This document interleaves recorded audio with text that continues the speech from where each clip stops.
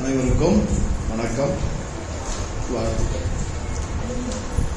கடவுள் கொடுத்திருக்கிற இந்த நல்ல தருணத்துக்காக, வாய்ப்புக்காக எல்லோருமே நன்றி உணர்வோடும் மகிழ்ச்சியோடும் இந்த வேலையில் நாம் இருப்போம்.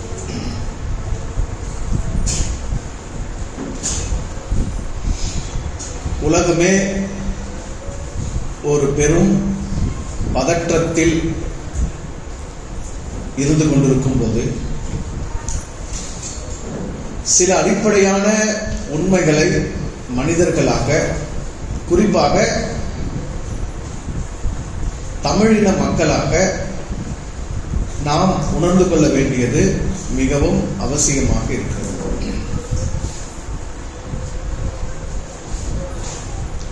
ஒரு இனம் நாங்கள்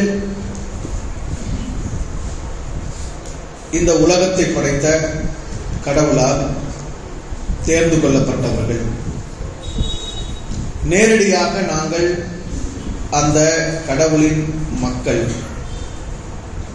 நாங்கள் உயர்ந்தவர்கள், நாங்கள் புனிதர்கள், நாங்கள் மேன்மை மிக்கவர்கள், இந்த உலகமும் அதில் உள்ள அனைத்து வளங்களும் எங்களுடையதாக இருக்க வேண்டும் என்கிற ஒரு உயர்வு மனப்பான்மையை கொண்டு இந்த உலகத்திலே பல்வேறு குழப்பங்களையும், யுத்தங்களையும், கலகங்களையும், அழிவுகளையும் ஏற்படுத்தி வருகிறது. இவ்வாறு ஒரு இனம் இந்த உலகத்தில் எழும்பி இருக்கிறது அல்லது இருந்து கொண்டிருக்கிறது என்றால், இந்த இனத்திற்கு சவால் விடக்கூடிய அளவில், இந்த இனத்திற்கு பதிலடி கொடுக்கக்கூடிய அளவில், இந்த இனத்தின் தீமைகளை, இந்த மனித கூட்டத்தின் கேடுகளை இந்த மனித சமூகத்திலிருந்து விலக்கி முழு மனிதத்தையும் வாழ்விக்கக்கூடியதாக வேறு எந்த கூட்டமாவது உலகில் இருக்கிறதா என்று தேடி பார்த்தால் அது தமிழினமாக மட்டும்தான் இருக்கிறது. ஆக இந்த உலகத்தை நாம இதுவரைக்கும் எப்படி புரிஞ்சிருந்தோமோ இல்ல புரியாம இருந்தோமோ, இன்னைக்கு ஒரு கோணத்தை, ஒரு பார்வையை, ஒரு புரிதலை நாம பெற்றுக்குவோம் அல்லது சிந்திப்போம். ரெண்டே கூட்டம் தான், ரெண்டு கூட்டத்துக்கு தான் இந்த உலகத்துல போராட்டம். ஒன்று யூதாயிசம், யூதஈயம் என்று சொல்லப்படுகிற யூத மக்கள் கூட்டம். இன்னொன்று தமிழியம் என்று சொல்லப்படுகிற தமிழின மக்கள் கூட்டம். நல்லா புரிஞ்சுக்கோங்க. இந்த இரண்டு கூட்டமும் புவியியல் அடிப்படையில, வரலாற்று அடிப்படையில எங்கெங்கோ இருக்கிற ஒரு தனித்த கூட்டமாக தென்படுகிறது. இந்தியாங்கிற ஒரு ஒருங்கிணைக்கப்பட்ட மாநிலங்களின் கூட்டமைவுல தமிழ்நாடு என்கிற ஒரு மாநிலத்தில் தமிழினம் என்னும் ஒரு கூட்டம் இருக்கிறது. பாலஸ்தீனாவில் இஸ்ரேல் என்னும் நாட்டை ஏற்படுத்தி அங்கு யூத இனம் இருக்கிறது. இது ரெண்டுத்துக்கு என்ன உறவு, என்ன பகை, இதனால் உலக மக்களுக்கு என்ன நன்மை தீமை, அவர்கள் எங்கோ இருக்கிறார்கள், நாம் எங்கோ இருக்கிறோம், நாம் என்னமோ செய்து கொண்டிருக்கிறோம், அவர்கள் என்னமோ செய்து கொண்டிருக்கிறார்கள், நேரடியாக அவர்களுக்கும் நமக்கும் எந்த விதமான தொடர்பும் இல்லை என்பது போல தோன்றலாம். ஆனால் உண்மை அவ்வாறாக இல்லை. நேரடியான பகை யூதாயிசத்துக்கும் தமிழியத்துக்கும் இருக்கிறது என்பதை அடிப்படையாக நாம் புரிந்து கொள்ள வேண்டும். யூதம் உலகத்தை அடிக்க துணிந்திருக்கிறது. யூதம் உலகத்தில் கலகத்தையும், யுத்தங்களையும், அழிவையும் நிலைநாட்ட போராடி கொண்டிருக்கிறது என்றால் அதற்கு வேறாக இருப்பது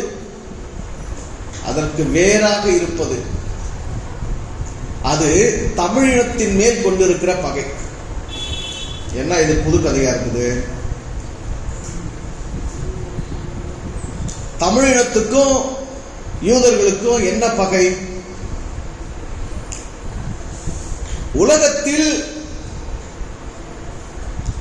அனைத்துக்குமான மூலம் ஒன்று இருக்க வேண்டும். மூல மனிதன் என்று ஒருவன் இருக்க வேண்டும், அல்லது மூல மனித கூட்டம் அல்லது ஆதி மனித கூட்டம் என்று ஒரு கூட்டம் இருக்க வேண்டும். அந்த கூட்டத்திற்கென்று ஒரு வரலாறு இருக்க வேண்டும். அந்த கூட்டத்தினுடைய பயணம் நீண்ட நெடுங்கால பயணமாக இந்த புவியில் இருக்க வேண்டும். இந்த புவியில் எங்கெல்லாம் மனிதர்கள் இருக்கிறார்களோ அங்கெல்லாம் இவனுடைய கால் தடங்கள் பதிந்திருக்க வேண்டும். எங்கெல்லாம் நாடுகள் ஏற்பட்டிருக்கிறதோ அங்கெல்லாம் இவனுடைய அறிவு பரவி இருக்க வேண்டும், ஆற்றல் பரவி இருக்க வேண்டும், இவனுடைய அரசாட்சி முறைகள் பரவி இருக்க வேண்டும். அதுதான் அந்த மூத்த மனித கூட்டம், மூல மனித கூட்டம், ஆதி மனித கூட்டம் என்பது. அந்த கூட்டம் தான் இந்த உலகத்தின் மனிதர்களுக்கான வேர், மூலம், ஆதி. இன்னொரு கூட்டம் இருக்கிறது. அந்த கூட்டம் இந்த உலகத்துக்கே மூலமான மனிதர்கள் நாங்கள் தான். எங்களைத்தான் இறைவன் நேரடியாக படைத்தார். நாங்கள் தான் இந்த உலகத்துக்கு இறையை மறையை கொடுத்தவர்கள். ஏன் இவ்வளவு சத்தம்? எங்களோடு இறைவன் நேரடியாக பேசினார். எங்கள் வழியாகத்தான் இந்த உலகத்துக்கு நியாய சட்டங்கள் எல்லாம் கொடுக்கப்பட்டது. நாங்கள் இல்லாமல் இந்த உலகம் இல்லை. எங்களுடைய இறை அறிவு, எங்களுடைய இறை புரிதல், எங்களுடைய வாழ்வியல் சட்ட நெறிகள் இவைகள் தான் உலகம் முழுவதும் பரப்பப்பட வேண்டும். அப்போதுதான் உலகம் முழுவதற்கும் அமைதி உண்டாகும். நாங்கள் இல்லாமல் உலகம் இல்லை என்று ஒரு இனம் ஒரு வரலாற்று புத்தகத்தை, ஒரு மறைநூலை எழுதி இந்த உலகம் முழுவதும் திட்டமிட்டு பரப்பி இருக்கிறது. நல்லா புரிஞ்சுக்கோங்க. உலகத்துல ரொம்ப காலமா மனுஷங்க வாழ்ந்து இருக்கிறாங்க. சில காலத்துக்கு பிறகு அவர்கள் மொழி வழி இனங்களாக பிரிந்திருக்கிறார்கள், நாடுகள் உண்டாகி இருக்கிறது. இப்ப எல்லா இனங்களுக்கும் ஒரு வரலாறு இருக்கு. சீனாவில் போனா சீன மக்களுக்கு ஒரு வரலாறு இருக்கு, ஜப்பான்ல போனா ஜப்பானிய மக்களுக்கு ஒரு வரலாறு இருக்கு, கொரியாவுக்கு போனா கொரிய மக்களுக்கு ஒரு வரலாறு இருக்கு, எகிப்துக்கு போனா எகிப்திய மக்களுக்கு ஒரு வரலாறு இருக்கு. அப்படி தமிழர்களுக்கு ஒரு வரலாறு இருக்கு. அப்படிதான் எல்லாருக்குமே, எல்லா இனங்களுக்கும் எல்லா நாடுகள்லயும் அவங்களுக்கான வரலாறு இருக்கு. ஆனா இதுவரைக்கும் உலகத்துல உலகம் முழுவதிலும் உள்ள எல்லா நாடுகளிலும் உள்ள எல்லா பல்வேறு விதமான மொழியை பேசுகிற எல்லா மக்களுடைய தலைகளிலும் ஒரு இனத்தின் வரலாறு ஏற்றப்பட்டது உண்டா? கொஞ்சம் நிதானமா கவனிக்கணும், நீங்க யோசிச்சு புரிஞ்சுக்கணும். உலகம் முழுவதிலும் உள்ள எல்லா நாடுகளிலும் எல்லா மனிதர்களுக்குள்ளும் எல்லா மனித மூளைகளுக்குள்ளும் ஒரு இனத்தின் வரலாறு ஏற்றப்படுவது ஏன், ஏற்றப்பட்டிருப்பது ஏன்? இப்ப தமிழர்கள் வரலாறு இன்னொரு இனத்துக்கு தெரியாம இருக்கலாம், இன்னொரு இனத்தின் வரலாறு தமிழர்களுக்கு தெரியாம இருக்கலாம். ஏன் இதெல்லாம் தாண்டி அந்தந்த இனத்துக்கு அவங்கவுங்க வரலாறே தெரியாம இருக்கிறது உண்டு. இப்ப தமிழர்கள் நமக்கு நம்ம வரலாறே தெரியாது. ஏன்னா இங்க நடந்த படையெடுப்புகள், இங்கு நடந்து கொண்டிருக்கிற ஆட்சிகள் எதுவுமே தமிழர்கள் அவர்களுடைய உண்மையான வரலாறு என்னது என்பதை தெரிந்து கொள்ளாத நிலையில் தான் அடிமைப்படுத்தி வைத்திருக்கிறார்கள். நமக்கு அண்டை நாடுகளுடைய வரலாறுகள் நமக்கு எதுவுமே தெரியாது. ஆனால் நம்ம எல்லாருக்கும் கிறிஸ்தவ மதத்துக்கு ஆட்பட்டவர்கள் மட்டுமல்ல, கிறிஸ்தவ மதத்திற்கு வெளியே இருந்தால் கூட இந்த உலகத்தில் மனிதர்களாக பிறந்து வாழ்ந்து கொண்டிருக்கின்ற, கொஞ்சம் தகவல் அறிவு கொண்டவர்களாக இருக்கிற, கொஞ்சம் சமூக வலைத்தளங்களில் புழங்குகின்றவர்களாக இருக்கின்ற அத்தனை தலைகளிலும் ஒரு இனத்தின் வரலாறு என்று ஒரு கதை ஏற்றப்பட்டிருக்கிறது, அது திணிக்கப்பட்டிருக்கிறது திட்டமிட்டு. யூத வரலாறு எல்லாருக்கும் தெரியுது, ஆபிரகாம் எல்லாருக்கும் தெரியுது, மோசே எல்லாருக்கும் தெரியுது, தாவீது எல்லாருக்கும் தெரியுது, சாலமோன் எல்லாருக்கும் தெரியுது, யூதேயா நாடு எல்லாருக்கும் தெரியுது, எருசலேம் ஊர் எல்லாருக்கும் தெரியுது. என்னுடைய மண், என்னுடைய மொழி, என்னுடைய நிலம், என்னுடைய வரலாறு, என்னுடைய முன்னோர்கள், என்னுடைய வாழ்க்கை முறை எதுவும் எனக்கு தெரியவில்லை. தெரியப்படுத்தப்படவில்லை. ஆனால் எப்படியோ யூதர்கள் என்கிற ஒரு இனம் இருக்கிறார்கள். அந்த இனம் இத்தனை காலங்கள் இங்கிருந்து அவர்கள் இப்படி வாழ்ந்து வருகிறார்கள். அவர்களுடைய முன்னோர்கள் இப்படி இருந்தார்கள். அவர்களுடைய வழிமரபினர் இப்படியெல்லாம் ஆட்சி புரிந்தார்கள். அவர்கள் இவ்வாறெல்லாம் சிறைப்பட்டார்கள். இவ்வாறெல்லாம் அவர்கள் விடுதலை அடைந்தார்கள். இவ்வாறெல்லாம் அவர்கள் நாட்டை பிடித்தார்கள் என்று அவர்களுடைய ஒட்டுமொத்த வரலாறும் மனிதர்கள் மீது ஏற்றப்பட்டிருக்கிறது. அதாவது இன்னைக்கு வரைக்கும் இந்த உலகத்தில் தோன்றிய எந்த இனத்தின் வரலாறையும் இப்படிதான் அவங்க இனம் ஆரம்பிச்சது, இப்படிதான் அவங்க இத்தனை இடங்களை அவங்க அடிமைப்பட்டாங்க, இத்தனை அரசர்கள் அவங்களை எழுப்புனாங்க, இப்படி அவங்க ஆட்சி புரிஞ்சாங்க அப்படின்னு ஒரு திட்டவட்டமான ஒரு வரையறையோடு ஒரு தொகுப்போடு யார் மண்டையிலையும் நிலைநிறுத்தவே முடியாது. ஏன்னா அதுக்குள்ள பல்வேறு குழப்பங்கள் நடந்திருக்குது. இனக்கலப்பு நடந்திருக்குது, அரசியல் மாற்றங்கள் நடந்திருக்குது, சிறையெடுப்புகள் நடந்திருக்குது, படையெடுப்புகள் நடந்திருக்குது, பல்வேறு குடிகள் வந்திருக்கிறாங்க, பல்வேறு குடிகள் இங்கிருந்து போயிருக்கிறாங்க. எந்த ஒரு நிலப்பரப்பிலையும் ஒரு குறிப்பிட்ட இனம் சில 1000 ஆண்டுகள் இதுதான் அவர்களுடைய தொடர்ச்சியான வரலாறு என்று சொல்ல முடியாத அளவுக்கு வரலாறுகள் அத்தனையுமே எல்லா இனங்களுக்கும் குழப்பம் நிறைந்ததாகத்தான் இருக்கிறது. ஆனா இந்த யூத இனத்துக்கு மட்டும் எந்த குழப்பமே இல்லை. காமிக்ஸ் புக்கை எப்படி பிள்ளைங்க விரும்பி படிக்கிறாங்களோ, அனிமி கதைகளை எப்படி இவங்க படிக்கிறாங்களோ, மற்ற கதைகளை எப்படி படிக்கிறாங்களோ அப்படி கதை போலவே வரலாற்றை கதையாக்கினார்களா அல்லது கதையை வரலாறு என்கிறார்களா என்பதை சிந்திக்க வேண்டிய மிக அவசியமான காலகட்டத்துக்கு வந்திருக்கிறோம். உன்னுடைய இனத்தின் வரலாறு உன் பிள்ளைகளை படிக்க வச்சிருந்தா தப்பில்லை. உன்னுடைய இனத்தின் வரலாறு உலகத்தில் உள்ள எல்லாரும் வீட்டு பிள்ளைகளையே ஏன் படிக்க வச்சீங்க? கேள்வி புரியுதா உங்களுக்கு? உன்னுடைய இனத்தின் வரலாறு உன் சந்ததிகள் தொடர்ந்து படிக்கட்டும், உன் பிள்ளைகள் தொடர்ந்து படிக்கட்டும், அவங்க புரிஞ்சுக்கிட்டோம், அது உங்களுக்கு தேவையானது. ஆனால் உன்னுடைய இனத்தின் வரலாறை உலக மக்கள் எல்லாருடைய பிள்ளைகளும் படிக்கும்படி ஏன் திணித்தீர்கள்? அந்த ஏற்பாடு ஏன் செய்தீர்கள்? சந்தேகப்படுறது எதனால? அந்தந்த இனத்தின் வரலாறே அவரவர்களுக்கு அறியப்படாத நிலையில் இருக்கும் போது இந்த உலகத்துல ஒரு குறிப்பிட்ட இனம் ஒன்று இருக்கிறது என்று சொல்லி அந்த இனத்தினுடைய வரலாறை உலகத்தின் எல்லா இன மக்களும் தெரிந்து கொள்ளும்படியான ஏற்பாடும் அதற்கான செயல் திட்டங்களும் அதற்கான நடைமுறைகளும் இன்று வரை நிறைவேற்றப்பட்டு கொண்டு வருகிறதே ஏன்? உண்மையிலேயே இவர்கள் வாழ்ந்த இனம் தானா? உண்மையிலேயே இவர்கள் வாழ்ந்த இனம் தானா? அவர்கள் எழுதி கொண்ட வரலாறு நடந்தவைகள் தானா?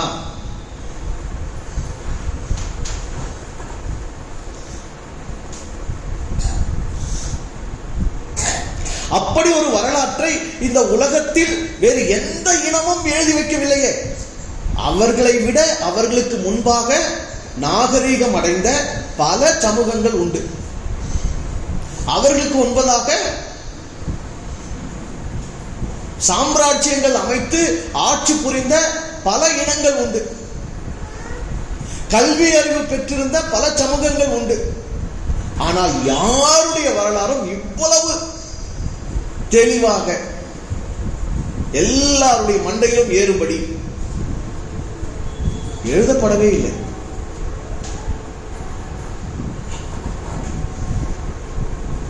என்ன வரலாறுங்கிறது காலத்தோடு சேர்ந்து இயங்குகின்ற ஒன்று. காலத்தின் தொகுப்பு, அப்படிதானே? காலத்தின் தொகுப்பு. காலத்தில் பல மாற்றங்கள் நிகழ்ந்து கொண்டே இருக்கின்றது. இரண்டாவது, எழுதுறதுக்கு எல்லா காலத்திலும் வசதியான பொருட்கள் இருந்ததில்லை. அவைகளும் மாற்றம் அடைந்திருக்கிறது. கல்லில் எழுதினாங்க, பாப்ரஸ்னு ஒரு இது நாணற்புள்ள இது தயார்படுத்தி எழுதினாங்க. பேப்பர்லாம் கண்டுபிடிக்கிறதுக்கு முன்னாடி இந்த எழுதுறது, பத்திரப்படுத்துறது, பாதுகாக்கிறதெல்லாம் பெரும் ஒரு சவாலாகத்தான் இருந்திருக்கிறது. ஆனால் எப்படி இந்த இனத்தினுடைய வரலாறு இப்படி திட்டமிட்டு 4000 ஆண்டு வரலாறு, எத்தனாயிரம்? 4000 ஆண்டு வரலாறு இவ்வளவு தொகுப்பாக அமைக்கப்பட்டு, அந்த தொகுப்பு கூட அழகா இருக்கும். அவ்வளவு அழகாக தொகுத்து எந்த நாட்டில் இருப்பவரும் படிக்கலாம். அதனை எத்தனை மொழிக்கு மொழிபெயர்க்க முடியுமோ மொழிபெயர்த்திருக்கிறார்கள். எத்தனை நாடுகளில் எத்தனை விதமாக கொண்டு போய் சேர்க்க முடியுமோ அதை கொண்டு போய் சேர்த்திருக்கிறார்கள். எல்லாருடைய வீட்டுக்குள்ள வந்து சேர்ந்திருக்குது. எல்லாருடைய மண்டையிலும் யூத இனம் வந்து சேர்ந்திருக்கிறது. இஸ்ரேல் நாடு வந்து சேர்ந்திருக்கிறது. இஸ்ரேலின் முன்னோர்கள் என்று ஒரு சிலர் வந்து சேர்ந்திருக்கிறார்கள். உண்மையிலேயே இவர்கள் வாழ்ந்தார்களா? ஆபிரகாம் வாழ்ந்த மனிதனா? மோசே வாழ்ந்த மனிதனா? தாவீது வாழ்ந்த மனிதனா? சாலமோன் வாழ்ந்த மனிதனா என்றால், எகிப்து, மெசபத்தோமியா, ஈரான், எந்தெந்த நாடுகளை அந்த புத்தகங்களை அவர்கள் குறித்திருக்கிறார்களோ அங்கு உள்ளவர்களின் வரலாற்றில் தேடினால் இவர்களுக்கான தடயம் ஏதும் இல்லை. புரியுதா உங்களுக்கு? அங்க உள்ளவர்களின் வரலாற்றில் தேடினால் அவர்கள் வரலாற்றில் இவர்களை பற்றிய குறிப்புகள் இல்லை. ஆனால் இவர்களுடைய வரலாறு, இவர்களுடைய இன எழுத்துக்கள் அவர்களை குறித்து வைத்திருக்கிறது.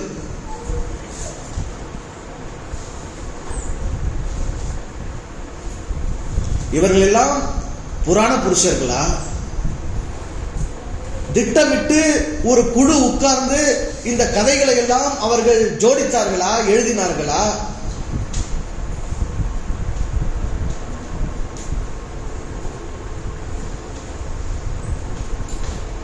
ஏன் ஒரு இனம் உலகத்தில் இவ்வாறு உருவாகி இருக்கிறது?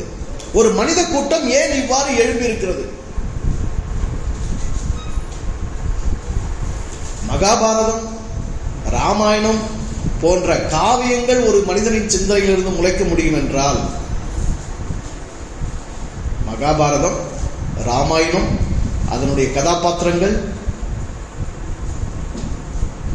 அதனுடைய புனைவுகள், அதனுடைய புராணங்கள், அதனுடைய எழுத்துக்கள், அதனுடைய சித்தாந்தங்கள், அதில் உள்ள கருத்துக்கள், அதில் உரையாடல்கள், இவைகள் ஒரு மனித சிந்தனையில் முளைக்க முடியும் என்றால், ஒரு கூட்டம் உட்கார்ந்து சிந்தித்தால் எப்படிப்பட்ட காமிக்ஸ் புக்கை எழுத முடியும்? எப்படிப்பட்ட காவியத்தை படைக்க முடியும்? அந்த காவியத்தை கொண்டு, அந்த ஒரு புத்தகத்தை கொண்டு உலகத்தையே எப்படி அழிக்கவும் அடிமைப்படுத்தவும் முடியும் என்பதற்கான அத்தாட்சியாக இருக்கிறது இந்த புத்தகம், யூதர்களின் இந்த இன வரலாற்று புத்தகம்.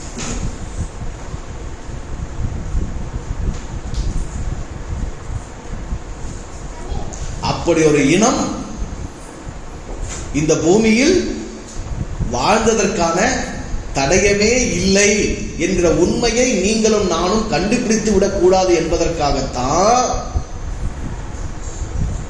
அவர்கள் வரலாறே அல்ல, அவை வரலாறாக அவர்களால் வடிக்கப்பட்டது என்பதை ஒருபோதும் நாம் உணர்ந்துவிடக் கூடாது என்பதற்காகத்தான் இன்னைக்கு வரைக்கும் தாவீதுடைய அரண்மனை இருக்கு, சாலமோன் கட்டின கோயில் இருக்கு, ஆபிரகாம் கல்லறை இருக்குது, இவங்க கல்லறை இருக்குது, இந்த மலை இருக்குது, இதை சொல்றது இருக்குது, அதை சொல்றது இருக்குது. எங்கேயாவது எந்த இனமாவது இந்த உலகத்துல தமிழர்கள் நாங்க வாழ்ந்ததுக்கு இந்த தடை இருக்குது, அந்த தடை இருக்குன்னு உலகத்துக்கு வெளிச்சம் போட்டு காட்டினா இருக்கிறோம்? நீ நம்பு, நம்பாம போ. நாங்க இருந்தது உண்மை, வாழ்ந்தது உண்மை, நாங்க அரசாட்சி பண்ணது உண்மை, அதற்கான கோயில்கள் இருக்குது, இருக்கிறது இல்லாத கிடைக்கும் போது தோண்டி எடுக்கும் போது, அகப்படும் போது எடுத்து காமிக்கிறோம், அவ்வளவுதான். அதை எடுத்து காமிக்கிறதுக்கு உரிமை கிடையாது. கீழே தோண்டினாங்க, எல்லாத்தையும் என்ன பண்ணல, வெளியே கொண்டு வர முடியல. எங்கெங்க தோண்டி எடுக்கிறாங்க, எதையும் வெளிவர முடியல. அதை ஒருத்தன் அடக்கி நிற்கிறான். அப்படி உலகத்துல இனங்கள் போராடிட்டு இருக்கும் போது உன்னால் மட்டும் எப்படி, ஏன் நீ நிரூபிக்க போராடிட்டு இருக்கிற? எங்க புத்தகத்துல என்னவெல்லாம் நாங்க சொல்லி இருக்கிறோமோ, நாங்க குறிப்பிட்டு இருக்கிறோமோ, அதெல்லாம் இருக்குது என்பதை நிரூபிப்பதற்கு ஏன் இவ்வளவு முயற்சி? ஒரு சின்ன இடத்துல எத்தனை கோடிகள் செலவழித்து இருப்பவைகளை நிரூபிக்க இவ்வளவு முயற்சியும் போராட்டமும் ஏன் இந்த இனம் செய்து கொண்டிருக்கிறது? யோசிக்க முடியுதா? வரலாறு உண்மைனா நீ போயிட்டு, நீ வாழ்ந்துட்டு, நீ செயல்பட்டு, நீ இயங்கிட்டு, தப்பில்லை. ஆனால் உன் வரலாறு உண்மை என்று நிரூபிக்க ஏன் இத்தனை முயற்சி உனக்கு?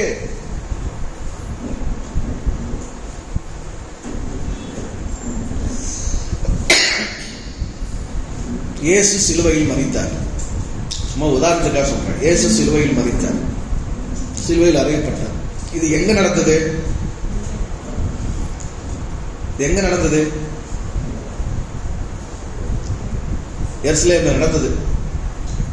எப்ப நடந்தது? ஒரு 2000 வருஷங்களுக்கு முன்னாடி நடந்தது. ஆனா இன்னைக்கு வரைக்கும் உங்க மனசுல அந்த காட்சி, அந்த சிலுவை மரணம், அந்த சிலுவையில் அறைந்தது, அந்த முள்முடி சூட்டப்பட்டது, இது மனசை விட்டு நீங்காம பசுமரத்தாணி போல இருக்குதானே? எதனால இருக்குது? நீங்க அந்த காட்சியை கண்டதுனால இருக்குதா? 2000 வருஷத்துக்கு நீங்க பிறந்திருந்தீங்களா? இல்ல நீங்க அங்க போய் பார்த்துட்டு வந்தீங்களா? எதனால் நிக்குது? எதனாலங்க நிக்குது? மனசுல பசுமரத்தாணி போல திரும்ப திரும்ப திரும்ப திரும்ப திரும்ப உங்க காதுகள் கேட்காது உரைக்கப்பட்டு கொண்டே இருந்தது. பாடலாக, வார்த்தையாக, கதையாக, பிரசங்கமாக, விரிவுரையாக, காட்சி படமாக, திரைப்படமாக, நாடகங்களாக, பல்வேறு விதங்களில் திரும்ப திரும்ப காட்சிப்படுத்தி காட்சிப்படுத்தி கேட்க வைத்து கேட்க வைத்து கேட்க வைத்து உங்கள் ஆழ் மனதில் அதை பதித்து, நீங்கள் உண்டாலும் சரி, உறங்கினாலும் சரி, நீங்கள் வாழ்ந்தாலும் சரி, வாழ்வை இழந்தாலும் சரி, எது மட்டும் நீங்காது? இயேசுவின் சிலுவை காட்சி மட்டும் உங்க புத்தியை விட்டு நீங்கவே நீங்காது. இது என்ன புரியுது? எதனை மனித மனங்கள் திரும்ப திரும்ப திரும்ப கேட்கவும் பார்க்கவும் இந்த உலகத்தினர் செய்கிறார்களோ அதில் அவர்கள் சிக்குண்டு சின்ன பின்னமாகிறார்கள். உன்னை சிறைப்படுத்தி இருப்பதை எப்படிதான்? திரும்ப திரும்ப திரும்ப ஒன்றை கேட்க வைப்பது, திரும்ப திரும்ப திரும்ப ஒன்றை உனக்கு காட்சிப்படுத்துவது, திரும்ப திரும்ப திரும்ப உன்னுடைய மூளையில், உன்னுடைய மண்டையில் ஒரு விஷயத்தை ஏற்றிக்கொண்டே இருப்பது. யூதர்கள் தேவனால தெரிந்து கொள்ளப்பட்டவர்கள். இஸ்ரேல் மக்கள் கடவுளுடைய சொந்த மக்கள். கடவுளே யார் தான்? இஸ்ரேலின் தேவன் தான். கடவுளுக்கு ரொம்ப பிடிச்சது எதுதான்? இஸ்ரேல் மக்கள் ஆசீர்வதிக்கிறது தான். கடவுள் எங்கதான் குடியிருக்கிறாரு? சீனாய் மலையில் தான் குடியிருக்கிறாரு. அவர் விரும்பி வாசம் பண்ற இடம் எது? சியோனில் தான் அவர் வாசமா இருக்கிறார். இப்படிப்பட்ட பொய்களை திரும்ப திரும்ப திரும்ப திரும்ப திரும்ப திரும்ப சொல்லி சொல்லி சொல்லி சொல்லி எழுதி எழுதி பேசி பேசி உறக்க உரைத்து உரைத்து உரைத்து உரைத்து நம்முடைய மூளைகள் எல்லாம் மங்கி போச்சு. மனம் தன்னாலேயே சரி என்று ஒத்துக்கொண்டது, ஆம் என்று தலையாட்டி விட்டது, அதற்கு கட்டுப்பட்டு விட்டது. புரியுதா உங்களுக்கு? மனம் என்ன ஆயிடுது? அதுக்கு மனம் இப்படிப்பட்ட கதைகளுக்கு கட்டுப்பட்டு விட்டது.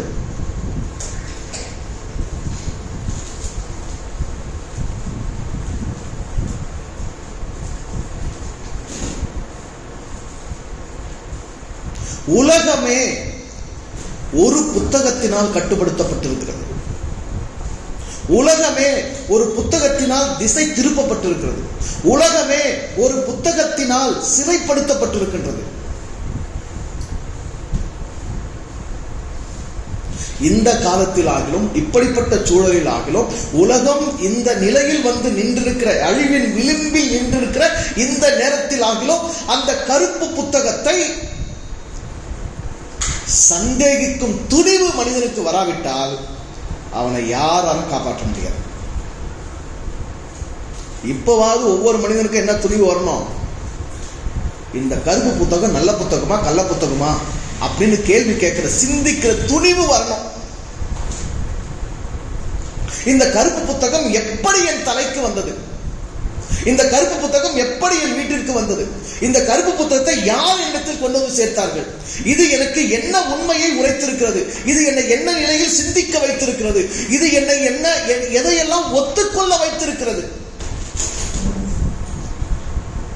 கொஞ்சம் யோசிச்சு பார்க்கவே வேணாமா? எதையெல்லாம் நம்ம இந்த புத்தகம் என் கையில வந்ததுனால, இந்த புத்தகத்தில் உள்ள கருத்துக்கள் என்னுடைய புத்தியில வந்ததுனால, இந்த புத்தகம் என்னுடைய வீட்டில் இருக்கிறதுனால நான் எதையெல்லாம் ஒத்துக்கொண்டு இருக்கிறேன்? நான் ஒத்துக்கொண்டிருக்கிற அவைகள் எல்லாம் உண்மைகள் தானா? உண்மையிலேயே உண்மைகள் தானா?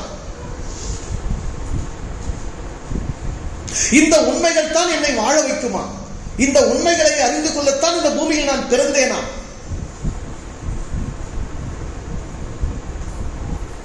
இந்த உண்மைகள் எனக்கு எவ்வளவு நெருக்கமானது? இந்த உண்மைகள் உலகத்தின் எல்லா மனிதர்களையும் இதுவரை வாழ்வித்திருக்கின்றதா? இது யார் வழியாக வந்திருக்கிறது? இதை கொடுத்தவர்கள் என்ன செய்து கொண்டிருக்கிறார்கள்? இதை தொகுத்தவர்கள் என்ன செய்து கொண்டிருக்கிறார்கள்? இதில் குறிப்பிட்டிருக்கும் மக்கள் என்ன செய்து கொண்டிருக்கிறார்கள்? இந்த புத்தகம் இந்த மனித சமூகத்தை, இந்த மனித இனத்தை எதிர்காலத்தில் எதை நோக்கி இழுத்து சென்று கொண்டிருக்கிறது? கேள்விகள்லாம் புரியுதா உங்களுக்கு?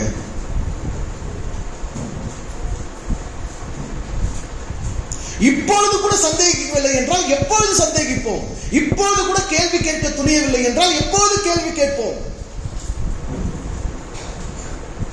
உலகம் எவ்வளவு தூரத்துக்கு வந்தாச்சு? எவ்வளவு தூரத்துக்கு வந்தாச்சு? எவ்வளவு தூரத்துக்கு வந்திருக்கிறோம்? இன்னும் 4 ஆண்டுகள். எத்தனை வருஷம்? ஹலோ, இன்னும் 4 வருஷம் மனித சமூகம் புவியில இருக்குமா இருக்காதான்ற கேள்விக்குறியில் நின்று இருக்கிறோம். 2030 இந்த மனித இனம் தாண்டுமா என்பதுதான் இப்போது இருக்கக்கூடிய கேள்வி நிலை. அவ்வளவு ஆபத்தான கட்டத்தில் நாம் வந்திருக்கும் போது கூட இதுவரை நாம் நம்பி இருப்பதை, இதுவரை நம் புத்தியில் ஏற்றப்பட்டிருப்பதை, இதுவரை நாம் ஒத்துக்கொண்டிருப்பதை, இதுவரை எது நம்மை இவ்வளவு தூரம் இழுத்துக்கொண்டு வந்திருக்கிறது, இந்த நிலைக்கு ஆளாக்கி இருக்கிறது என்பதை பற்றி எந்தவித சந்தேகமும் கேள்வியும் சிந்தனையும் நமக்கு ஏற்படாமல் இருந்தால் அதுவும் அவர்களின் வெற்றிதான். இன்று மட்டுமல்ல, இந்த சூழலில் மட்டுமல்ல, அழிவுக்கு ஆட்பட்டால் கூட அதனுடைய நம்பகத்தன்மையை, உண்மைத்தன்மையை சந்தேகிக்க முடியாத அளவிற்கு இவ்வளவு ஆண்டு காலம் வேலை செய்திருக்கிறார்களே, அது அவர்கள் வெற்றிதான்.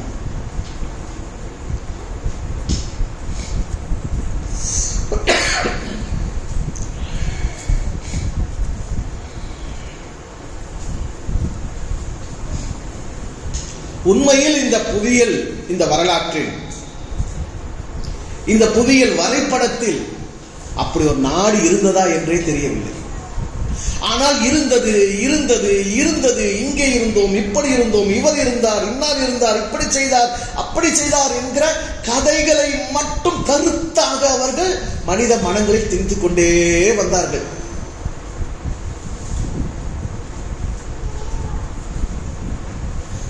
நம்ம நிறைய படம் பார்க்கிறோம், கற்பனை நிறைய படம் எடுக்கிறாங்க.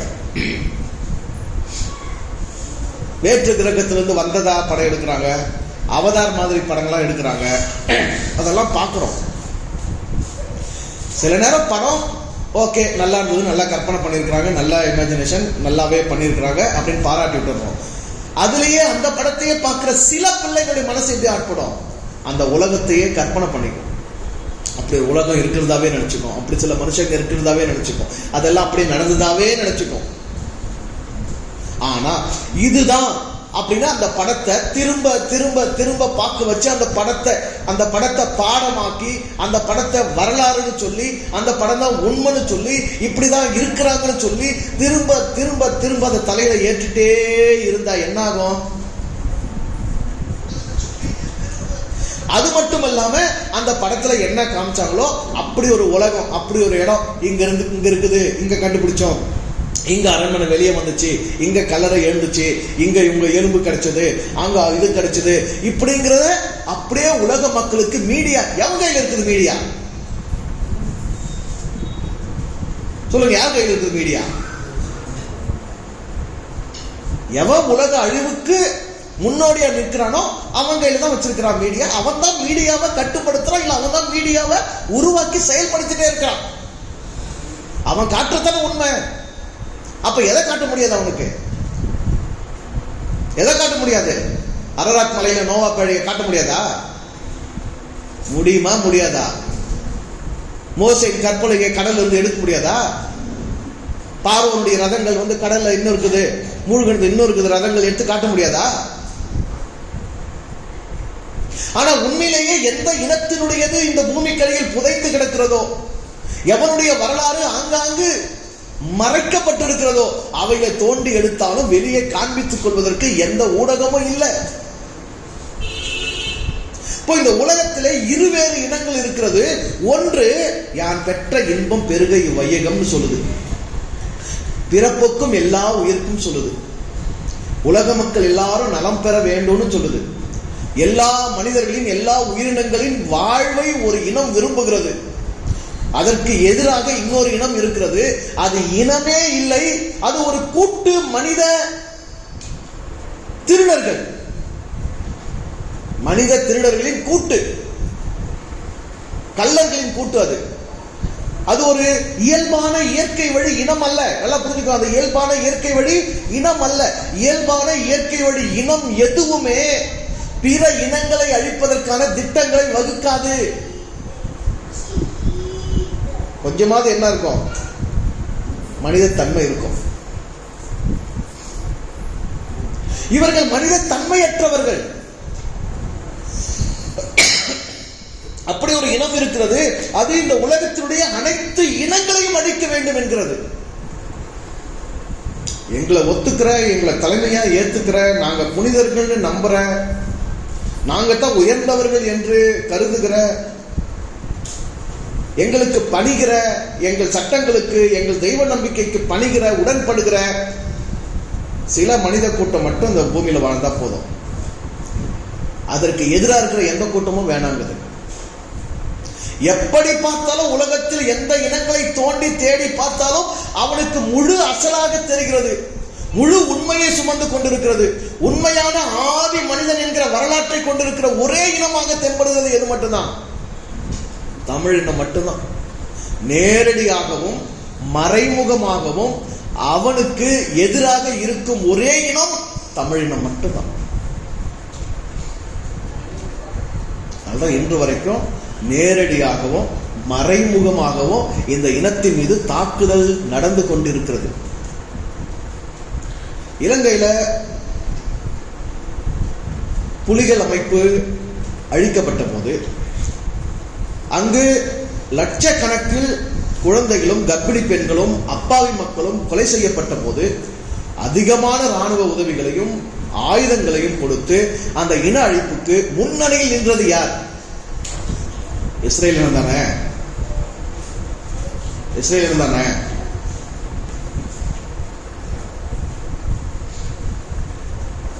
இங்கே இந்த இனத்திற்கென்று மறை இருக்கிறது, இறை கருத்துக்கள் இருக்கிறது, அறநெறி கருத்துக்கள் இருக்கிறது.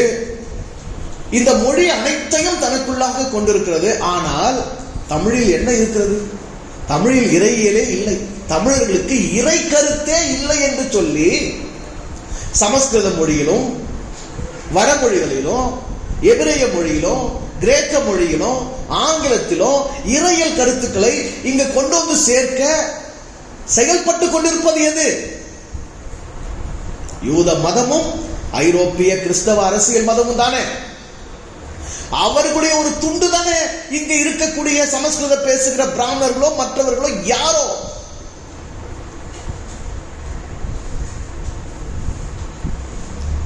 இது உலக அரசியல் அல்ல, நம்மை உட்படுத்தி இருக்கின்ற அரசியல். இது எங்கோ யாருக்கோ நடப்பதல்ல, உன் தலையின் மீதும் என் தலையின் மீதும் நடந்து கொண்டிருக்கின்ற அரசியல்.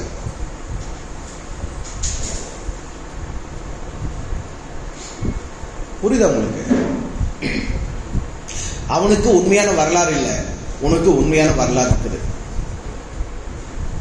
அவன் இயற்கையான இயல்பான ஒரு இனக்கூட்டம் அல்ல, நீ இயற்கையான இயல்பான ஒரு மனித கூட்டம்.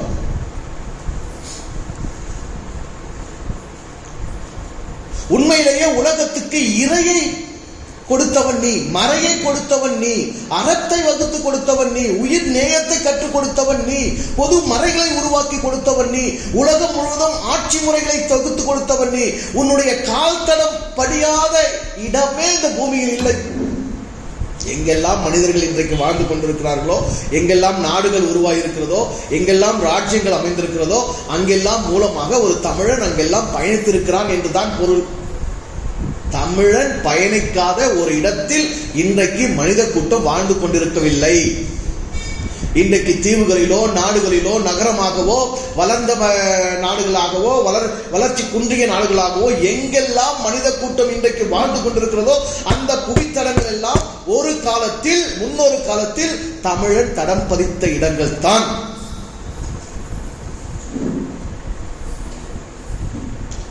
எல்லாரும் தமிழர்கள் தானே, எல்லா மனிதர்களும் இந்த மூலத்திலிருந்து வந்தவங்க தானே, எல்லாரும் தமிழனுடைய பேர பிள்ளைங்க தானே, எங்க இருந்தாலும் எல்லாரும் நல்லா இருக்கட்டும் அப்படிங்கிற மனநிலை இன்னும் யாருக்கு இருக்கு? உனக்கு எனக்கு இருக்கு. இதுல ஒரு கூட்டம் கள்ள கூட்டமாக எழும்பியது, இதுல ஒரு கூட்டம் திருட்டு கூட்டமாக எழும்பியது, இதுல ஒரு கூட்டம் இந்த உலகத்தின் சொத்துக்களை எல்லாம் தன் வசப்படுத்த வேண்டும் என்று எண்ணியது. இந்த உலகத்தையே ஒரு சாம்ராஜ்யமாக்கி ஒரு நாணயத்துக்குள், ஒரு கலாச்சாரத்துக்குள், ஒரு வாழ்க்கை முறைக்குள் கொண்டு வந்து ஒரே அரசனாக இருந்து ஒரே பணத்தை கொண்டு ஒரே ஆட்சி செய்ய வேண்டும் என்று ஒரு கூட்டம் விரும்பியது. இது நேற்று இன்னைக்கு யாருக்கும் வந்ததில்லை. கிமு 250க்கு முன்னாடியே அலெக்சாண்டர் ஒருத்தனை படிக்கிறோம்ல வரலாற்றுல, அவனுடைய அப்பனுக்கு வந்த எண்ணம், பிலிப் அவன் பேரு, அலெக்சாண்டருடைய அப்பன் பிலிப்புக்கு வந்த எண்ணம், அந்த எண்ணம் கடத்தப்பட்டு அந்த எண்ணத்தை யாரெல்லாம் கடன் வாங்கினார்களோ அவர்களெல்லாம் கூட்டு சேர்ந்து, நல்லா புரிஞ்சுக்கோங்க, அந்த எண்ணத்தை, உலகத்தை ஆள வேண்டும், உலகத்தின் எல்லா நாடுகளிலும் எல்லா மக்கள் இனங்களிலும் உள்ள அனைத்து வளங்களையும் சுரண்டி எடுத்துக்கொள்ள வேண்டும்,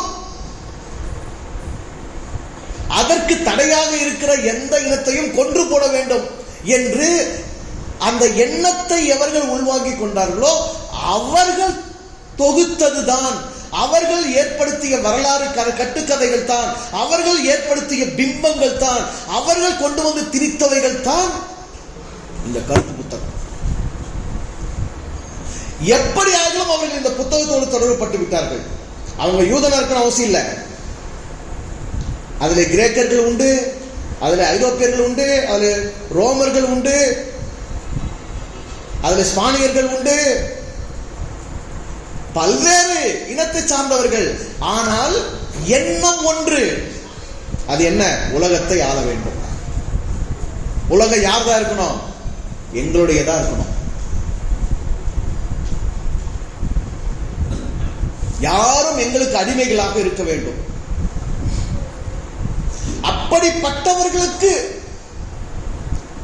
கை கொடுத்த ஒரு புத்தகம் தான் இது, இந்த புத்தகம். நாங்கள் தேவனால் தேர்ந்து கொள்ளப்பட்டவர்கள், நாங்கள் நேரடியாக கடவுளின் பிள்ளைகள். இது ஒரு உயர்வு மனப்பான்மை, சுப்பீரியாரிட்டி காம்ப்ளெக்ஸ். இது என்ன பண்ணுது? ஒரு வெறிய கொடுக்குது, ஒரு வெறிய கொடுக்குது.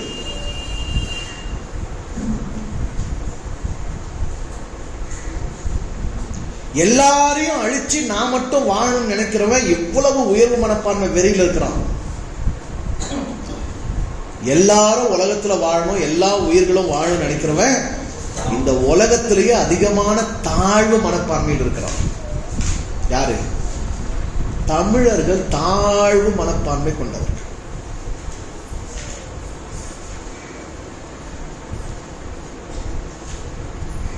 தயக்கம், எதை பேசவும் தயக்கம், எதை கேட்கவும் தயக்கம், எதை செய்யவும் தயக்கம், எந்த முடிவெடுக்கவும் தயக்கம்,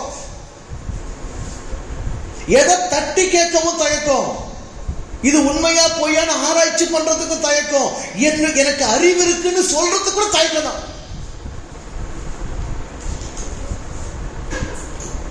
வெள்ளைக்காரனை பார்த்தாவே அவனை படிச்சவன்னு நினைக்கிறோம், அப்படிதானே? வெளிநாட்டுல இருந்து எவனா வந்தாவே வெள்ளைக்காரனை பார்த்தாவே அவனை என்ன நினைக்கிறோம்? படிச்சவன்னு நினைக்கிறோம், பணக்காரன் நினைக்கிறோம், அறிவுள்ளவன் நினைக்கிறோம். ஆனா அங்க யார கூட இருப்பான்? அவன் ரோடு பெருக்குனா கூட இருப்பான், அவன் பள்ளிக்கூடம் போகாதனா கூட இருப்பான். ஆனா அந்த வெள்ளத்தோலை பார்த்த உடனே உனக்கு எனக்கு என்ன வருது? வெள்ளக்காரங்கப்பா. ஆனா ஊழல் ஒருத்தனை பார்த்தா உனக்கு என்ன தோணுது?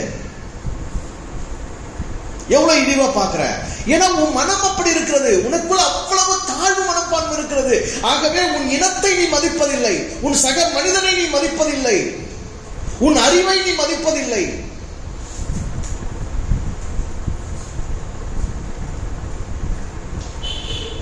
தாழ்வு மனப்பான்மை மட்டும் இல்ல, எல்லாத்தையும் தாண்டி ஒரு பெரும் குற்ற மனசாட்சி. நான் பாவையா பிறந்திருக்கிறேன், நான் பாவத்துல பிறந்திருக்கிறேன், நான் அசுத்தமா பிறந்திருக்கிறேன், நான் அநீதியில பிறந்திருக்கிறேன், நான் அந்நியனா பிறந்திருக்கிறேன், நான் புறஜாதியா பிறந்திருக்கிறேன், நான் கடவுளுக்கு தூரமா பிறந்திருக்கிறேன், தேவனுக்கு பிரியம் இல்லாதவனா பிறந்திருக்கிறேன், நான் இழிவா பிறந்திருக்கிறேன் என்று ஒரு பெரும் குற்ற மனசாட்சி. அவன் பிறப்பையே என்னவென்று கருதுகிறான். பிறப்பையே என்னன்னு கருதுறான்?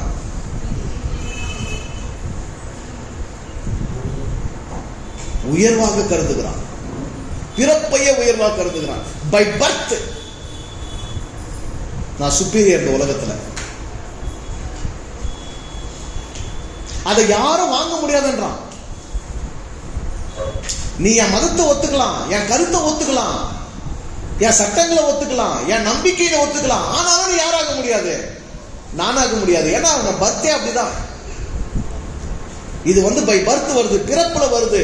இது நீ என்ன செஞ்ச வாங்க முடியாதுன்றான். அப்ப அடுத்த மனிதனுக்கு அதை படிக்கும் போது நமக்கு என்ன வந்திருக்கணும்? உனக்கு பிறப்புல வருதுன்னா அப்ப ஏன் பிறப்பு மட்டும் என்னாச்சுடா, எனக்கு ஏன் பிறப்புல வரலன்ற கேள்வி வந்திருக்கணும்ல. வரலையே, ஒத்துக்க வச்சாங்கல்ல. இன்னைக்கும் ஒத்துத்தலுக்குதுங்க. இப்ப காலையில ஞாயிற்றுக்கிழமை எல்லாம் சர்ச்சுகள் என்ன பண்ணிருக்கோம்?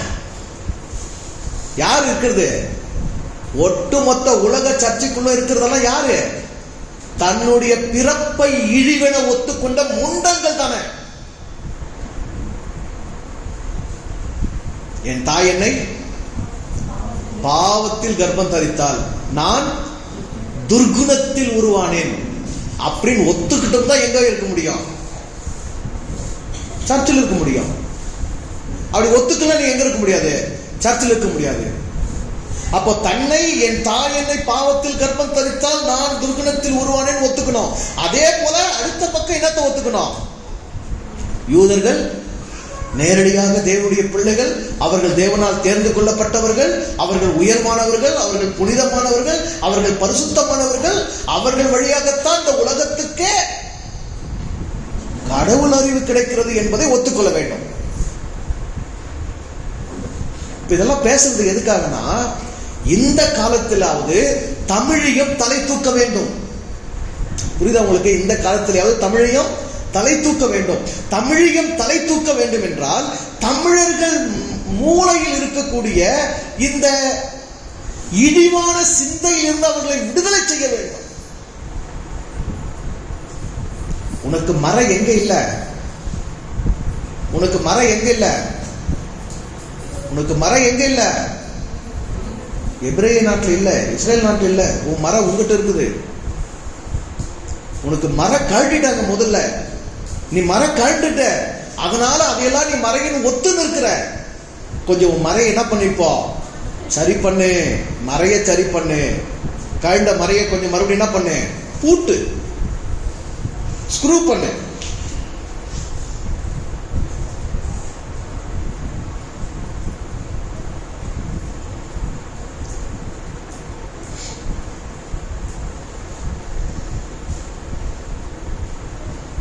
உலகத்தை அழிவுக்கு இட்டு செல்லுகிறது ஒரு கூட்டம். அந்த கூட்டம் தன்னை இவ்வாறு ஒரு இனமாக அறிவித்துக் கொண்டிருக்கிறது. தனக்கென்று ஒரு வரலாற்றை அது ஏற்படுத்தி இந்த உலகத்தின் மீது திணித்துக் கொண்டிருக்கிறது. அதை நிரூபிக்கும்படியான தடயங்களையும் அது காண்பித்துக் கொண்டிருக்கிறது. ஆனால் அது கொடுக்கிற உலகத்துக்கான எதிர்காலம் என்ன? அழிவு. இப்போது இந்த அழிவில் இருந்து, இந்த கேட்டில் இருந்து இந்த மனித இனத்தை காப்பாற்றுவதற்கான வழி, வளம், நலம், அறிவு, செறிவு, உண்மைகள் மறை கருத்துக்கள் எங்கே இருக்கிறது? தமிழினத்தில் இருக்கிறது, தமிழகத்தில் இருக்கிறது. இப்ப யூதாயிசம் உலகத்துல இவ்வளவு தலை எடுத்துட்ட பிறகு இது சரியான நேரம் தானே தமிழகம் தலை எடுக்கிறதுக்கு. நான் சொல்றது புரியுதா இல்லையா? என்ன உனக்கு புரியுதா இல்லையா?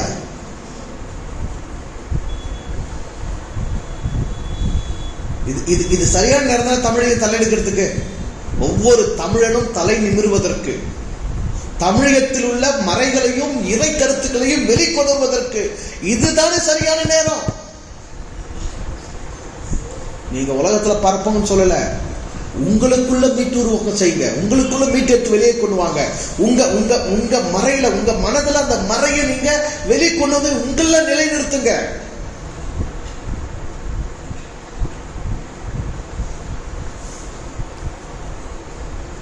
நல்லா புரிஞ்சுக்கோங்க. உலகத்திலேயே தமிழர்களே ஒத்துக்கொள்ளுகிற, தமிழ் அறிஞர்களே ஒத்துக்கொள்ளுகிற ஒரு விஷயம் என்னன்னா, தமிழர்களுக்கு இறை அறிவு கிடையாது. தமிழர்கள் எந்த சமயத்தையும் வளர்த்தெடுக்கல. தமிழர்களுக்கு கடவுள் நம்பிக்கை கிடையாது.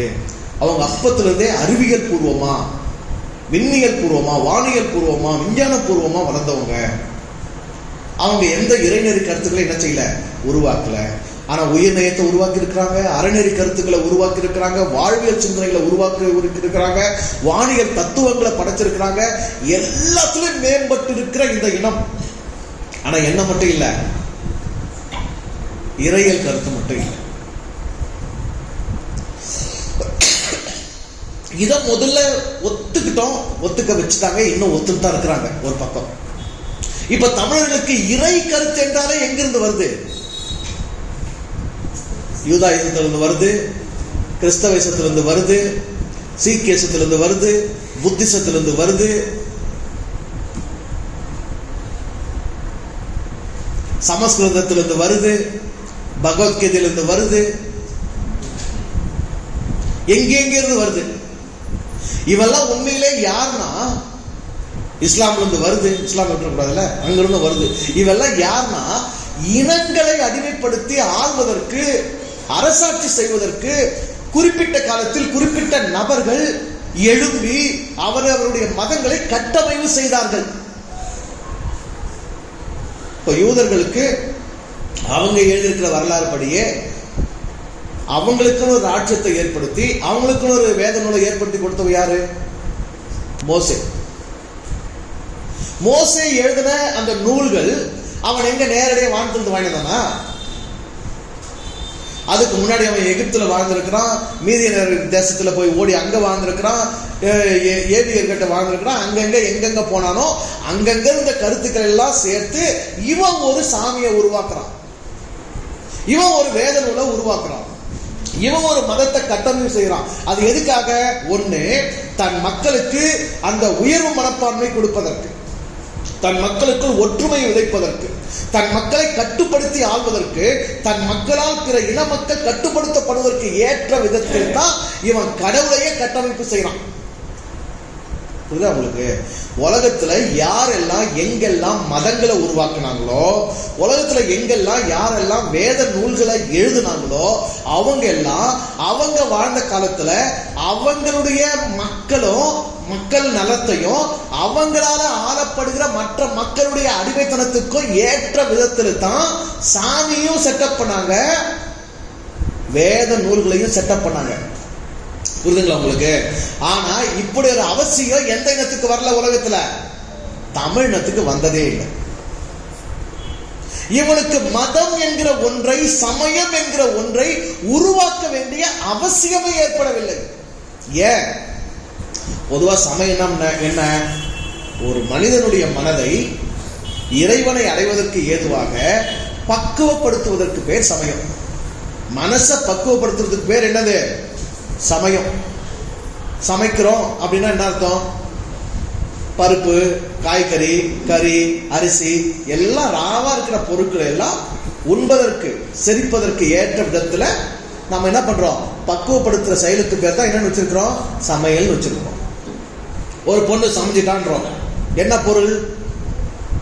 அவருடைய உடல் கன்னித்தன்மையை பெற்று ஒரு குழந்தையை பெற்றெடுப்பதற்கு ஏற்ற விதத்தில் அவருடைய கருப்பை தயாராகி அவருடைய உடல் முத்தி இருக்கிறது, அல்ல ஒரு பருவத்துக்கு ஒரு பக்குவத்துக்கு வந்திருக்கிறது.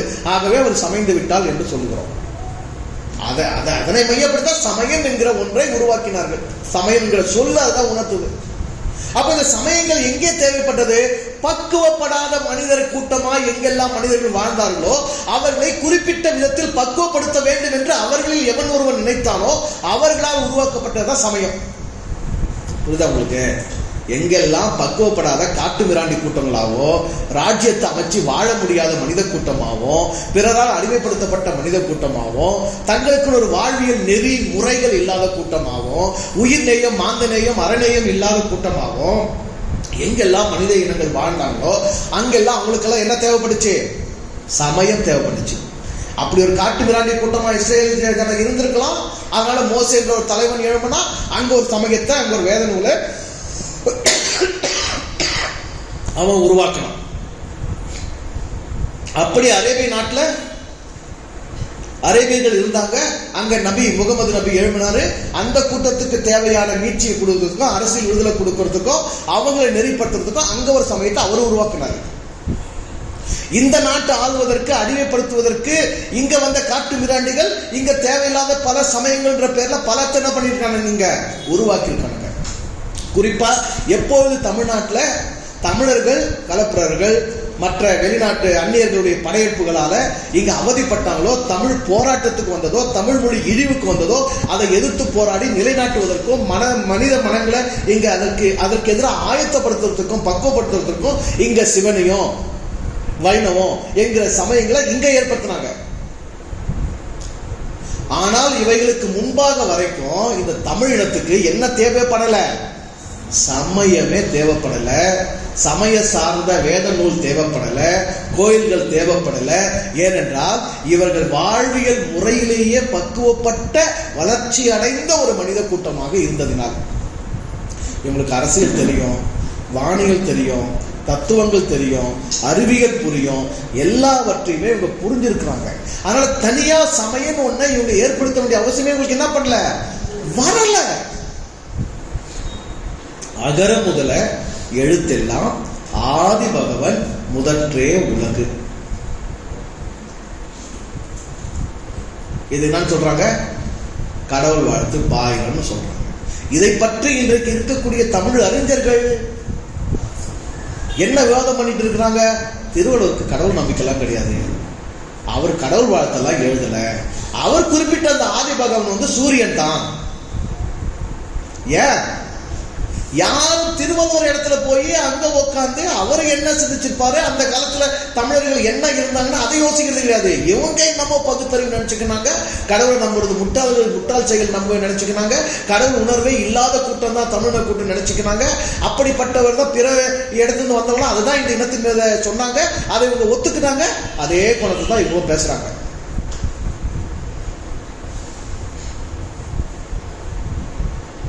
ஆனா அவர் என்ன அழகா என்ன தெளிவா இருக்குது. எழுத்துக்களுக்கெல்லாம், எதுக்கெல்லாம்? எழுத்துக்களுக்கெல்லாம் அகரம் ஆ முதலாவதாக இருப்பது போல. உலகத்துல எந்த மொழிக்குன்னா போங்க, ஆங்கிலத்துக்கு போங்க, சீன மொழிக்கு போங்க, இந்தி மொழிக்கு போங்க, தெலுங்குக்கு போங்க, என்ன மொழிக்குன்னா போங்க, ஆ ஒலி இல்லாம எழுத்துக்கள் கிடையாது. எழுத்துக்களுக்கெல்லாம் ஆ முதலாவதாக இருப்பது போல ஆதி பகவன் முதற்றே உலகு. முதல்ல எழுத்து ஆதியா? எழுத்து ஆதியா? எழுத்து மூலமா? இல்ல. எழுத்து என்பது ஆ என்னும் ஒலிக்கு கொடுக்கப்பட்ட வரி வடிவம். முதன்மையானது எது? ஒலிதான் முதன்மையானது. அந்த ஒலிக்கு வழங்கப்பட்ட வரி வடிவம் எழுத்து என்பது இரண்டாவது வந்தது.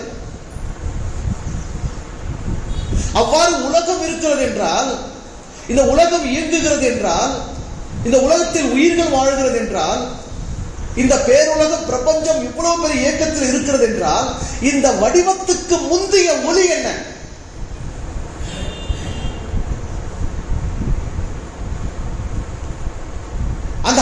நிலை என்ன? அது எப்படி இத்தனை கோடி உயிரினமாக, இத்தனை கோடி படைப்பாக தன்னை பகுத்து விளங்கி கொண்டிருக்கின்றது?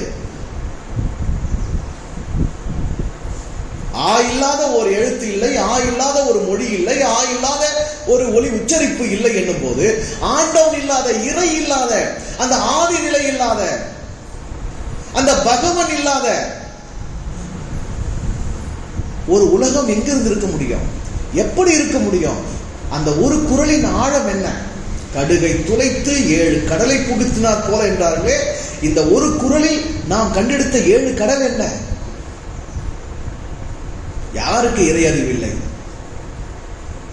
யாருக்கு இறை உணர்வு இல்லை? இறை அறிவும் இறை உணர்வும் இல்லாமலா 1330 குறட்பாக்களை இத்தனை அதிகாரங்களில் உலகத்தினுடைய பொதுமறை என்று அனைவராலும் ஏற்றுக்கொள்ளப்படக்கூடிய அளவில் எவ்வளவு அழகிய ஒரு படைப்பை ஒரு மனிதன் செய்திருக்க முடியும்? எது இறை வழங்கிய மறை? கேள்வி கேளுங்க. எது இறை வழங்கிய மறை? ஒன்றை மட்டும் நீ சொல்லி முடிச்சுக்கிறேன், மற்றது அடுத்த வாரம் நம்ம தொடர்ந்து இதை நோக்கி சிந்திக்கலாம். தமிழர்கள், தமிழ் கிறிஸ்தவர்கள், சொல்லுங்க, தமிழர்கள், தமிழ் கிறிஸ்தவர்கள். இப்ப தமிழ் கிறிஸ்தவர்கள் நிறைய பேர் என்ன பேசுறாங்க? தமிழ் தேசியம் பேசுறாங்க. தமிழ் கிறிஸ்தவர்கள் நிறைய பேர் என்ன பேசுறாங்க? தமிழ் தேசியம் பேசுறாங்க. என்ன சொல்றாங்க? நாங்கள் நம்பிக்கையால், நாங்கள் மதத்தால் கிறிஸ்தவர்கள், ஆனால் இனத்தால் நாங்கள் யார்? தமிழர்கள். தமிழுக்காக நிற்போம், தமிழ்நாட்டை தமிழரை ஆள வேண்டும் என்று போராடுவோம், தமிழை உயர்த்தி பிடிப்போம், தமிழுக்காக வாழ்வோம், தமிழ் தான் எங்கள் முதன்மை, நாங்கள் தமிழ் இனத்தவர் ஆவோன்றாங்க. இது மிகப்பெரிய ஒரு ஏமாற்றுதானோ? அடுத்தவங்களை ஏமாற்றுறது இல்ல, தன்னைத்தானே ஏமாத்திக்கிறது. ஏனென்றால் நீ தமிழன் என்றால் உனக்கு ஒரு தனித்த இறை அறிவு இருக்கிறது, உனக்கு ஒரு மறை இருக்கிறது. ஒரு மறை அல்ல, பல மறைகள் இருக்கிறது. உன் மொழி முழுவதுமே என்னதான்? திருமறைதான்.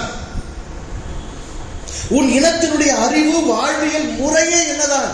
இறை நெறி வாழ்வியல் முறைதான். உன் வாழ்க்கையிலிருந்து இறையையும் அறத்தையும் உயிர் நேயத்தையும் பிரிக்கவே முடியாதபடி அதுவாகவே நீ இருக்கிற. அதனால தனியா உனக்கு சமயமே செய்யாம வச்சுட்டு போனா உன் முன்னார் உனக்கு தனியா ஒரு கடவுள் பேரே உனக்கு சொல்லிட்டு போல. ஏன்? அனைத்துக்கும் ஆதியா இருக்கிறவனுக்கு என்ன பேர்லாம் வைக்க முடியும் அப்படின்னு தனி பேரே வைக்கல. ஆனா எவையெல்லாம் மதத்தை கட்டமைப்பு செஞ்சானோ, ஒரு குறிப்பிட்ட திட்டத்திற்காக என் சாமி அவன் செட்டப் செஞ்சானோ அவெல்லாம் பேர் வச்சுட்டு போனான். மோசே எகோவான் பேர் வச்சான், இவன் அல்லான் பேர் வச்சான், அவன் கிருஷ்ணன் பேர் வச்சான், சிவன் பேர் வச்சான், என்னமோ பேர் வச்சான். ஆனா தமிழ் என்ன வைக்கல? பேரே வைக்கல. அப்படி ஒரு மறை நிறை உனக்கு இருக்கிறது. இப்போ நீ இதுல நிக்கணும். ஒண்ணு இல்ல, நான் மதத்தால் நம்பிக்கையால் கிறிஸ்தவன், ஆனால் இனத்தால் நான் தமிழன். அங்க வெறும் மதம் கிடையாது. கிறிஸ்தவ மதம் என்பது வெறும் மதம் கிடையாது. அது யூத இனத்தை ஒத்துக்கொண்ட ஒரு நம்பிக்கை. யூத இனம் தேவனால் தெரிந்து கொள்ளப்பட்ட அசல் ஒலிவ மரம். அவர்களை தவிர மற்றவர்கள் எல்லாம் காட்டு ஒலிவ மரம் என்று அவர்கள் தேவனால் தெரிந்து கொள்ளப்பட்ட பரிசுத்த ஜாதி, மற்ற உலக மக்கள் எல்லாம் புற ஜாதி என்று ஒத்துக்கொண்ட ஒரு இன நம்பிக்கையை அடிப்படையாக கொண்டது. அந்த மொழி புனித மொழி. அந்த மொழியில் தான் கடவுள் வெளிப்பட்டிருக்கிறார். அந்த இனத்தின் வழியாகத்தான் உலகத்தில் எல்லாருக்கும் ரட்சிப்பு வருது. அந்த இனம் இல்லைன்னா கடவுளே நீங்க அடைய முடியாது என்னும் நம்பிக்கையை ஒத்துக்கொண்டால்தான் எங்க இருக்க முடியும்? கிறிஸ்தவ மதத்தில் இருக்க முடியும். இப்போ தமிழுக்காக நிற்கிறவங்க, தமிழ் இனத்துக்காக போராடுறவங்க, தமிழ் அரசியலை கொண்டு வர விரும்புறவங்க, தமிழ் மொழியை மேம்படுத்த நினைக்கிறவங்க, யூத இனத்தை ஒத்துக்கிட்டு, யூத மொழியை ஒத்துக்கிட்டு, யூத நம்பிக்கைகளை ஒத்துக்கிட்டு, அதுல தங்களை 2ஆம் தரமா நம்பிக்கிட்டு எப்படி இந்த இனத்துக்காக வேலை செய்ய முடியும்? புரியுதா அந்த இடம் உங்களுக்கு? இது தன்னைத்தானே ஏமாத்திக்கிறது இல்ல. இங்க இல்லைன்னா எங்க எடுத்துக்கோ. இங்க இறை கருத்து இல்லைன்னா அங்க சொல்றதுதான் இறை. அங்கதான் இறை வெளிப்பட்டிருக்கிறது.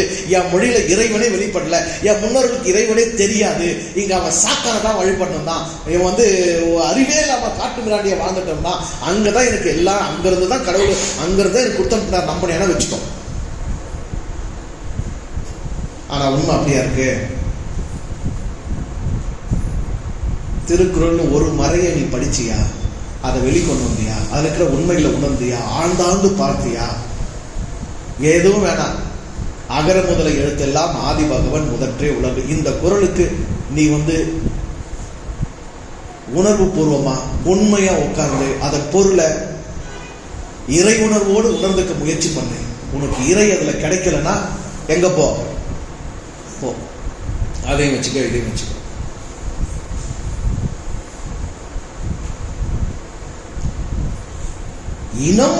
இன உணர்வு எழுப்பினாலும், மொழி உணர்வு எழுப்பினாலும், இயற்கையா இறைவன் கொடுத்திருக்கிற அந்த இயல்பானவைகள்லாம் உன்னிடம் சேர்ந்தாலும், மதம் உன் மேல இவ்வளவு காலம் திணிக்கப்பட்டது. ஐயோ, பைபிளுக்கு விரோதமா நான் இப்படி பேசுறேன். Beware of Christians and Bible நான் போட்டிருந்த ஒரு போஸ்ட்.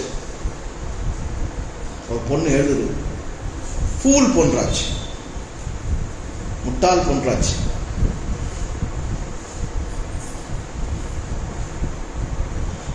உங்களுக்கு நான் முட்டாள தெரியும்னா தான் ஆச்சரியம் பண்ணும். ஏன்னா ஏன் அறிவை புரிஞ்சுக்கிற அளவெல்லாம் என்ன பண்ணல, நீ வளரல. என்ன போல நீ சிந்திக்கல, என்ன போல நீ சிந்திக்க கத்துக்கல. நீ சிந்தனையை அடைப்பு வச்சுட்டு உட்கார்ந்து இருக்கிற. என்ன ஒத்துக்கிறதுக்கு யாரும் சிந்தனை வேணும் சாமி. என்ன ஒத்துக்கிறதுக்கு யாரும் சிந்தனை வேணும். என்ன புரியறதுக்கு என்ன மாதிரி யோசிக்கணும். என் அறிவுல கொஞ்சமாவது நீ கடை வாங்கி வச்சுக்கினா தான் உனக்கு என்ன கிடைக்கும்? என் சிந்தனையை புரிஞ்சுக்க முடியும்.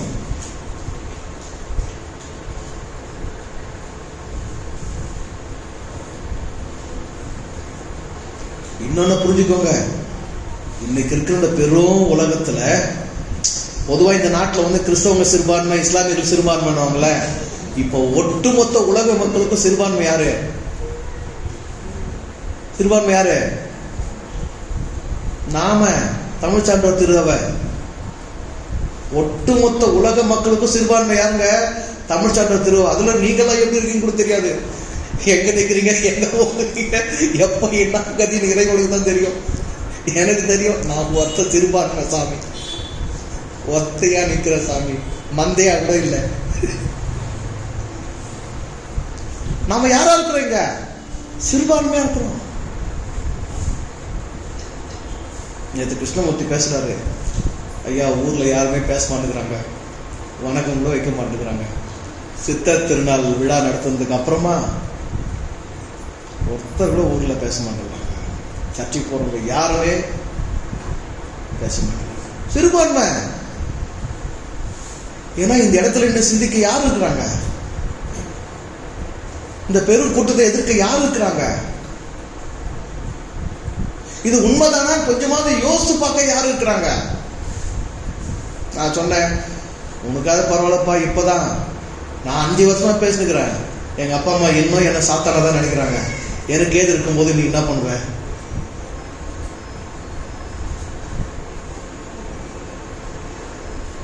சரிதானே? எவ்வளவு நம்ம சிந்திக்க வேண்டியிருக்குது, எவ்வளவு உண்மையில நம்ம உள்வாங்க வேண்டியிருக்குது, என்ன நிலையில நம்ம போயிட்டு இருக்கிறோம். சரி, ரொம்ப நேரம் ஆகி போச்சு. நீங்க ரொம்ப டயர்ட் ஆகிட்டு இருக்கீங்க. ஆனா யோசிங்க, இன்னைக்கு பேசின விஷயங்களை தொடர்ந்து இந்த வாரம் முழுக்க யோசிங்க. அடுத்த வாரம் நம்ம தொடர்ந்து நம்ம சிந்திக்கலாம். இன்னைக்கு நான் பேச வந்தது அதேதான். இந்த பொது மறையின் அந்த முதல் குறள் நமக்கு என்ன இறை உணர்வை கொடுக்கிறது? அதை உணர்ந்து கொண்டால் தமிழன் எப்படி தலையெடுக்க முடியும்? தமிழ் மறைக்கு நிகரான மறை உலகத்தில் வேறெங்கும் எதிலும் இல்லை. ஆகவே நாம் இறையை எங்கிருந்தும் எவரிடமும் கடை வாங்க வேண்டிய அவசியம் கிடையாது. அதனால எல்லா செட்டப் செய்யப்பட்ட சமயங்களையும் செட்டப் செய்யப்பட்ட வேத நூல்களையும் நாம் தைரியமாக என்ன செய்யலாம்? புறக்கணிக்கலாம்.